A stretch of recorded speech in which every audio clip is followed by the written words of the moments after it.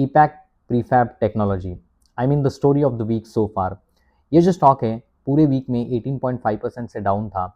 IPO के बाद बहुत अच्छी छलांग लगाई थी स्टॉक ने, 340 के लेवल पे गया था, लेकिन ये स्टॉक अभी 184 के लेवल के ऊपर है। स्टॉक के Q3 के नंबर्स आए और बहुत ही डिसअपॉइंटिंग नंबर्स थे। सिक्वेंशियली रेवेन्यू में डिप देखा गया, प्रॉफिटेबिलिटी में डिप देखा गया सिक्वेंशियली लेवल के ऊपर। स्टॉक के वाई लेवल के ऊपर 22% की रेवेन्यू दिखाई। कंपनी ने लास्ट कॉल में जो कहा था 30-35% की ग्रोथ करेंगे, और जो परफॉर्मेंस आया वो 22% पे आया।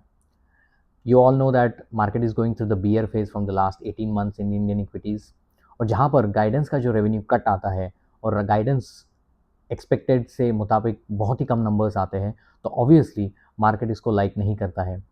स्पेशली ये स्टॉक बहुत ही पॉपुलर स्टॉक था, और जिसके चलते स्टॉक में रिटेलर्स को बहुत नीचे के लेवल पे अपने माल को छोड़ना पड़ा है।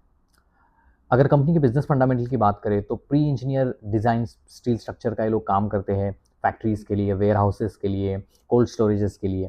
लेकिन if you see the business model of this company where the EBITDA margin is in the range of 10% और the PAT margin is in the range of 5%, this is very low margin business. If you want to grow with these businesses, you need to create a lot more revenues for these businesses.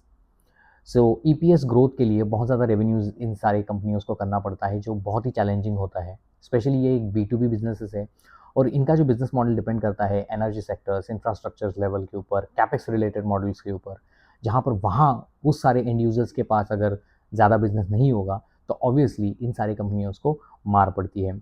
और company जो IPO के बाद बहुत ऊपर के level पे ऊपर चली गई थी, वो अभी जहाँ पर उन्होंने आईपीओ स्टार्ट किया था अभी वहाँ से वापस आ रही है। So you need to be very careful what sector you go into, what is the fundamental of your company, and what is the business profile of your company, and at what valuation you are choosing your stock. Be careful. Thanks for watching.